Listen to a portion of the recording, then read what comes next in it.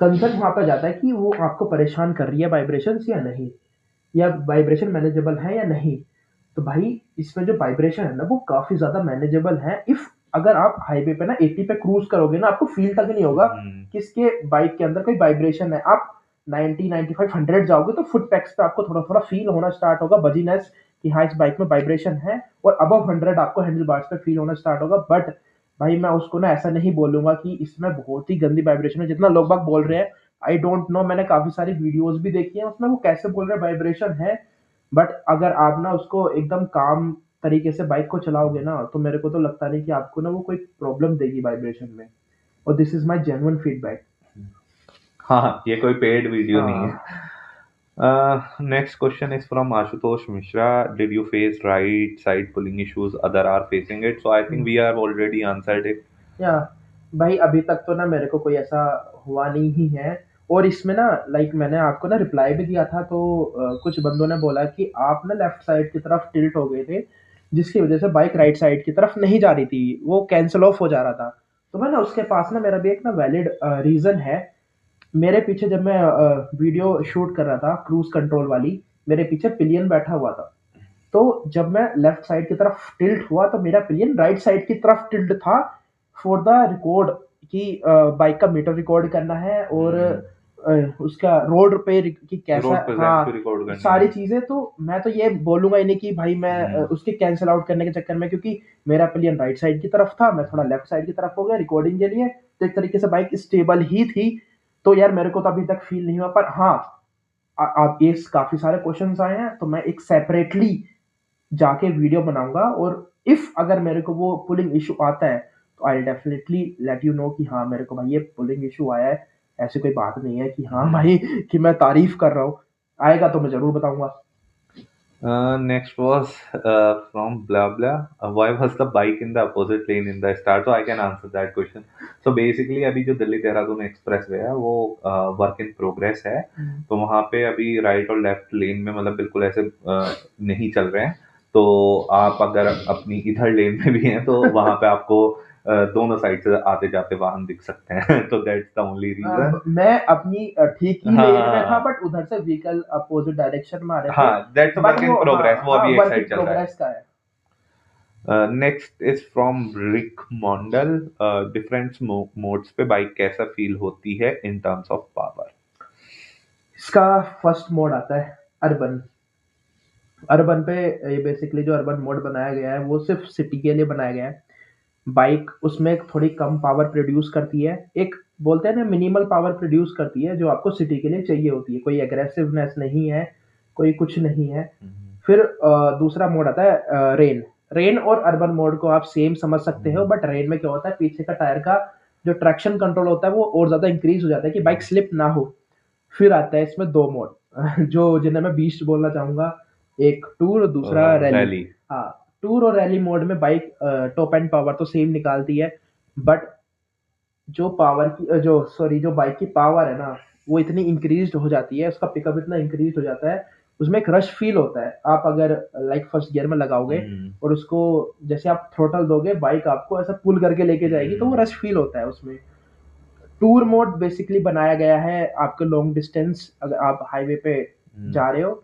और rally mode जो बनाया गया है, जो रैली में एकदम बाइक का इंजन फुल पोटेंशियल पे वर्क करता है, वो उस पर्पस के हिसाब से बनाया गया है if you are riding in mountains और आप थोड़ा रेस वगैरह टाइप में वैसा कर रहे हो तो वो उसके लिए बनाया गया है। ठीक है। Next question is from Andy gaming. Bro, engine refinement कैसी है? भाई इंजन रिफाइनमेंट तो उसकी काफी मतलब एकदम वेल एंड गुड भी नहीं बोल सकते और खराब भी नहीं बोल सकते। सो इंजन हाँ, रिफाइनमेंट का केस ऐसा है कि जैसा कि अभी आपने टीवीएस की और बाइक्स भी चलाई होंगी, तो TVS is a good engine manufacturer. आप ये नहीं कह सकते that TVS is the best engine manufacturer, but ऐसा भी नहीं है कि हाँ टीवीएस की रिफाइनमेंट में आपको इतने इश्यूज आए कि जो आपको हाईलाइट करने हो। या इट्स नॉट लाइक टाटा। बस उसकी थोड़ी सर्विस बेकार है टीवीएस की, वरना इंजन मैन्युफैक्चरिंग में तो वो बढ़िया है। Next question is from Gaurav Kumar. When you book this bike, if we book now, how much time it will take? He booked हाँ, this bike on 3rd of November. He received the delivery on 23rd of November, no sorry 24th of December. 24th of December. December. Okay, my bad. So it approximately took around 1.5 months, and that too, like after fighting with TVS, fighting with dealership, then only we got this delivery in 1.5 months. According to us, we can't comment like how much time it can take. It can take 2 months, it can take 1 month. So it totally depends, like what's the next plot of this bike, और आपका how showroom much. कैसी location पे है वो भी सारी चीजें matter करता है. Now, next question we have from Sandesh Motovlogs. Bro, I have two questions. Please answer me as I am about to book the bike. Ah. So this video we are like just preparing, just recording for the guys who are like going to buy this bike, and they have few question in their mind. So इनका पहला question लेते हैं. Okay. With Pillion, do you feel bike is underpowered? No, definitely not. Like you and me. ठीक Yeah, है? we both is around 100 odd kg. So we both ride this bike together, and personally he also rided this. I also rided it when he was on the back, so I didn't feel any lag. कि bike under powered है, मेरे को तो बिल्कुल भी feel नहीं. Second question, how are the suspension when going through the bad road and potholes? भाई suspension ना इसके काफ़ी अच्छे हैं, और मैं बोलूँगा कि जो पोटहोल्स होते हैं छोटे मोटे, उस पे तो ये इजीली ग्लाइड होके निकल जाती है एकदम. सस्पेंशन के मामले में बढ़िया काम करा है इस बार टीवीएस ने. ठीक है. सस्पेंशन में मैंने भी ये कमेंट करा था आपके कमेंट के ऊपर कि रियर वन तो बहुत अच्छे हैं. रियर वन पे तो आपको छोटे मोटे पोथोल का पता ही नहीं चलेगा. Front one is still like कि टीवीएस और अच्छा कर सकता था. Again we have answered this question but we will just take it. Anirudh Saha का क्वेश्चन है वाइब्रेशन का क्या सीन है, so we already explain this. Vibrations के रिगार्डिंग तो बहुत ही क्वेश्चंस आए हैं यार. सिंपल है, अगर आपको ना वाइब्रेशन फ्री चीज चाहिए तो आप go for electric. Petrol diesel engine आपके लिए नहीं बने हुए, जस्ट गो फॉर इलेक्ट्रिक. अगला सवाल है प्रेयर नवाज से. हेलो भाई, मैंने बुक की है बाइक लेकिन बहुत लोग बोल रहे हैं अच्छी नहीं है, वाइब्रेशन है बहुत, प्लीज गाइड मी. क्या बहुत वाइब्रेशन है, चलाने में मजा नहीं आता? देखो, लोग तो कुछ ना कुछ कहेंगे, लोगों का काम है कहना. भाई फेम के लिए बंदा ना कुछ भी बोलता है. इफ मैं इसका ओनर हूँ, ठीक है, मैं इसकी तारीफ नहीं करूंगा. मैंने भाई परचेज किया, खुद के पैसों से करी है. कोई टीवीएस मेरे को इसके पैसे नहीं दे रही है, या टीवीएस ने मेरे को फ्री में नहीं दी है. मैंने अपने पैसों से इसको लिया है. और एक सिंपल सा आपको जेन्युइन, मैंने ना उस पर आपका कमेंट भी काफी लंबा चौड़ा कमेंट किया था यार. अगर आपको ना अकॉर्डिंग टू देखा जाए प्राइस, आपको इस प्राइस में एक एडवेंचर टूरर मोटरसाइकिल चाहिए, ठीक है, जो काफी प्रैक्टिकल हो और इजी टू हैंडल हो, तो जस्ट गो फॉर दिस. ठीक है भाई, आप, मैं लिख के देता हूँ भाई, आप ना रिग्रेट नहीं करोगे इस बाइक को लेके. Just go for this. So I think we have covered almost all the question.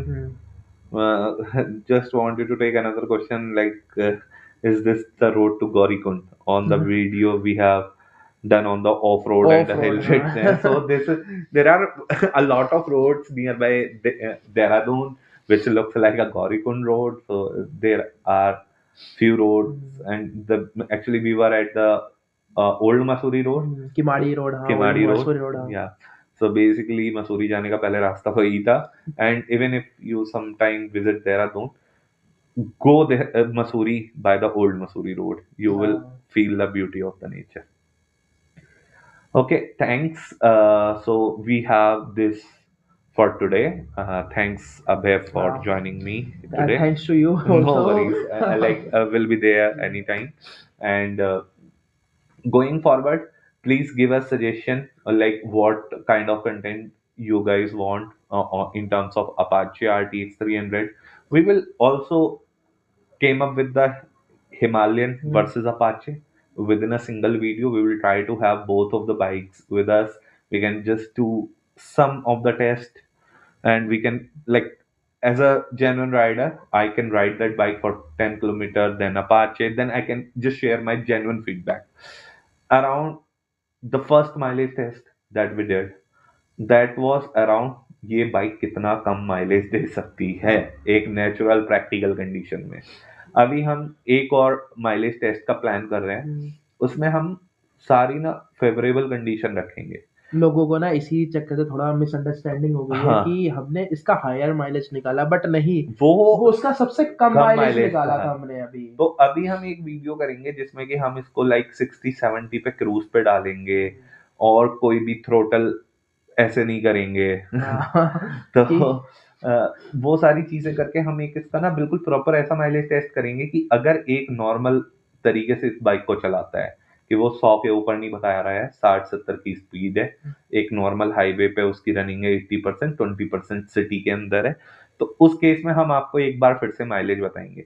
So I hope that mileage will be above 30 for या sure, for well sure, for sure. For sure. So we will give you the exact mileage. There will be no fabrication in the video. Basically, Abhay is planning some trips. हाँ सब। Yet the destination is not finalized because Nazar is real. So once we have that ride finalized, destination finalized, plan finalized, we will give you our itinerary कि कैसे plan करते हैं एक लंबी touring को। उसके बाद हम उसके व्लॉग्स लेके आएंगे, या like overall journey vlogs, journey blogs type, what हाँ। we are doing and all of those things.